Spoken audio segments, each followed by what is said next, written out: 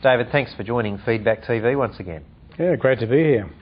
Given the competition for grain from the fuel sector for producing ethanol, that's driving grain prices up. Is that the greatest challenge faced by the red meat sector at this point in time? At the moment, I see we've got 4 or 5 major issues. The industry historically has always had 1 or 2, but now we've got a whole collection that we haven't had previously. And this whole contest between food and fuel over this renewable plant resource for ethanol is just 1 of 5.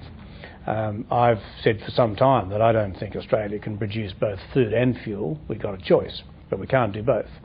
The vagaries of the seasons, the very stringent quarantine conditions makes grain and the availability a very precious commodity in this country. So I don't think we can do both. But at the moment, the price has gone to new levels we've never seen previously. It's a bit to do with the drought, but I think it's got more to do with international pricing. The wheat crop in America this year plummeted at the expense of corn. Big corn acreages, of which now the crop in America has gone from 12% to 25% for ethanol production. But these things will settle down. We're not going to get $400 wheat for long, but where it ends up, I just don't know. You made the point at the AGM in November that most of Australia's beef and lamb goes into the 4 high-value markets that we have. Now, is that a dangerous position? Do we need to diversify, or would diversification of our markets simply be for its own sake? Yes, no, I don't see it as a problem. It's reality. And as you said, the 4 markets in question, Australia, which is our largest and most loyal market, Japan, Korea and the United States, just happen to be the 4 highest priced markets around, and of volume. However, it is important for us and for our processor, meat exporters and processor colleagues to be continually on the lookout for new markets, new opportunities. We've talked about Russia in recent times.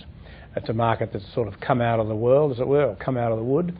The Europeans have been not able to fill their quota. Brazil has been sort of brought back a bit because of some disease issues, as has the United States. There are increased retail prices for beef and lamb at the supermarket, yet producers really aren't seeing that converted to that extent into what they receive on farm. Why is that? Because of the vagaries of the seasons, because of our failed spring, because of the onset of what could be a long hot summer, producers have not been good holders, have not been able to hold stock. So then supply has now exceeded demand and the laws take over and consumer dollar splits are heading elsewhere on the chain, as regrettable as it is. Now, how do we overcome that at the company? MLA's role in all this is to drive awareness. We've got to drive awareness both on the domestic market and in overseas markets, which hopefully stimulates competition. It stimulates competition from consumers who are looking in their repertoire for beef, lamb, fish, poultry, pork, etc., and that they might turn to red meat because the awareness is strong.